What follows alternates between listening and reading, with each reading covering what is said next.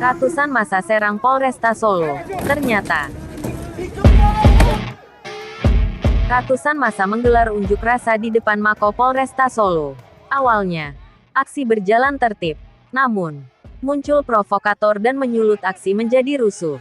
Melihat itu, polisi terpaksa membubarkan massa menggunakan kendaraan taktis atau rantis penghalau massa, water cannon, hingga firebomb.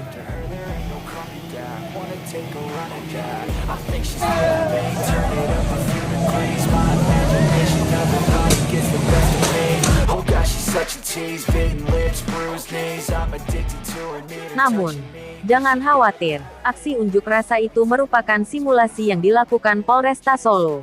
Kapolresta Solo, Kombes Pol Ade Safri Simanjuntak, mengatakan sebanyak 250 personel diterjunkan mengikuti simulasi. Polisi melibatkan seluruh perwira Polresta Solo supaya paham dalam semua kondisi unjuk rasa, terutama terkait setiap instruksi saat unjuk rasa setiap zona, antara lain zona hijau, kuning, merah, dan anarkis. Penanganan unjuk rasa dibagi menjadi 2 YIM, yakni pengamanan dan pelayanan. Terdapat tim negosiator, fasilitator, dan mediator dari kepentingan antar pihak untuk mencapai kesepakatan bersama. Polisi akan melakukan perlakuan khusus jika unjuk rasa tidak menemukan kata sepakat kemudian berubah menjadi anarkis. Polisi siap menghadapi segala situasi termasuk tahun politik. Polisi akan melakukan perlakuan khusus jika unjuk rasa tidak menemukan kata sepakat kemudian berubah menjadi anarkis.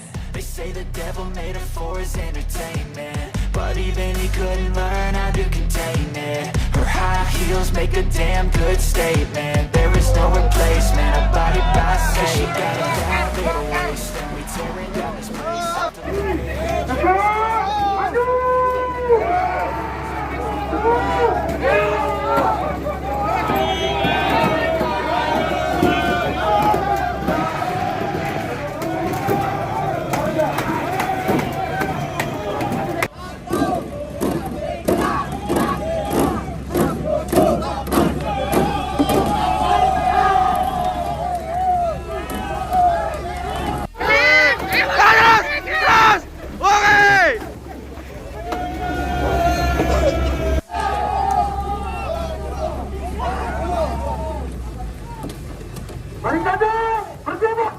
Polresta Surakarta melaksanakan simulasi penanganan unjuk rasa.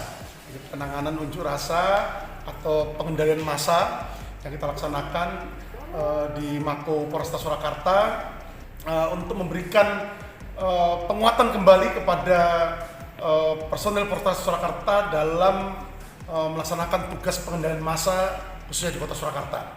Jadi beberapa tahapan tadi sudah kita lakukan.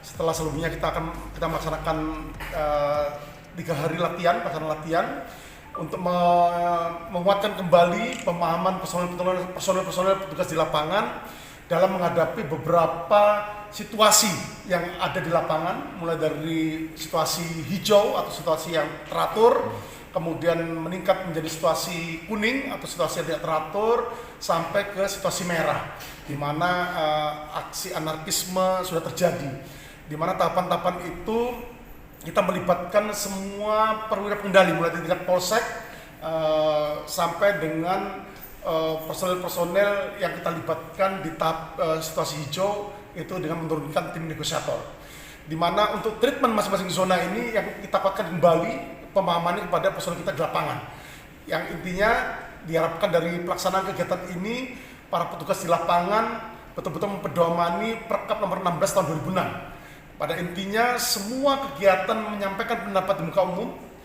itu dilindungi oleh negara, dilindungi oleh peraturan perundangan yang berlaku, dan dalam pelaksanaannya kita berharap itu bisa dilaksanakan dengan penuh tanggung jawab. Ada rule-rule yang harus dipatuhi, mana yang wajib dipatuhi, mana yang tidak boleh dilakukan. Dan dari hasil pelaksanaan simulasi penanganan unjuk rasa ini yang meliputi 2 hal, yaitu pengamanan unjuk rasa itu sendiri maupun pelayanan unjuk rasa itu sendiri. Di mana di tahap situasi zona hijau ataupun situasi hijau, kita akan menurunkan tim negosiator Polwan untuk memediasi, memfasilitasi kepentingan antar pihak, ya, kepentingan antar pihak. Apabila negosiasi tidak mencapai kesepakatan dari para pihak yang bersengketa, dan kemudian terjadi peningkatan situasi kuning, maka kemudian akan terjadi lapis ganti dengan dalmas lanjut. Dalmas lanjut apabila meningkat di situasi kuning menjadi situasi merah, maka kemudian treatmentnya kita akan menurunkan lintas ganti dengan PHH Brimob sampai dengan apabila terus terjadi anarkis, maka satuan anti anarkis Brimob yang akan diturunkan untuk menghalau massa, menjaga agar situasi Kamtipmas tetap dalam keadaan kondusif seperti ini. Berapa persen tadi? 250 personel kita libatkan, termasuk kita simulasikan apabila kita dihadapkan dengan situasi yang sebenarnya. Tadi juga kita melibatkan bullshit dan seterusnya, termasuk pelibatan rantis barikade maupun rantis water cannon yang kita libatkan dalam penanganan yang meliputi pengamanan maupun pelayanan unjuk rasa itu sendiri. Kita berharap semua pelaksanaan tugas, pokok fungsi Polri dalam hal ini dalam pengendalian massa bisa kita lakukan secara akuntabel, menjunjung tinggi hak asasi manusia. Bahwa tahun ini adalah tahun toleran, tahun ini adalah tahun politik, kita persiapkan lebih awal sumber daya baik itu manusia maupun sarana prasarana yang kita akan libatkan nantinya dalam penanganan ataupun pengendalian massa. Ada evaluasi untuk anggota tadi setelah melihat latihannya seperti apa? Ya, pada umumnya pelaksanaan latihan dapat berjalan sesuai dengan yang direncanakan. Tahapan demi tahapan sudah dilakukan dengan baik, termasuk treatment maupun wasdal di setiap tahapannya, di mana kita juga melibatkan Kapolsek untuk bisa melakukan fungsinya untuk melakukan assessment terhadap perkembangan situasi yang ada di lapangan. Kapan dia harus melakukan koordinasi lebih lanjut dengan tingkat Polres, kapan tingkat Polres harus melakukan koordinasi dengan tingkat Polda, itu semua tergambarkan pada saat simulasi tadi dilakukan. Ya, terus apa tadi? Mungkin ada masukan apa tadi? Ada masukan, kita tinggal menguatkan kembali kolaborasi antara rantis barikade dengan pasukan yang terikat dalam Satuan Ikatan Informasi Dalmas. Itu aja yang perlu kita kuatkan kembali, perpaduan antara rantis barikade yang mendukung tugas pengendalian massa di lapangan dengan pasukan Dalmas itu sendiri.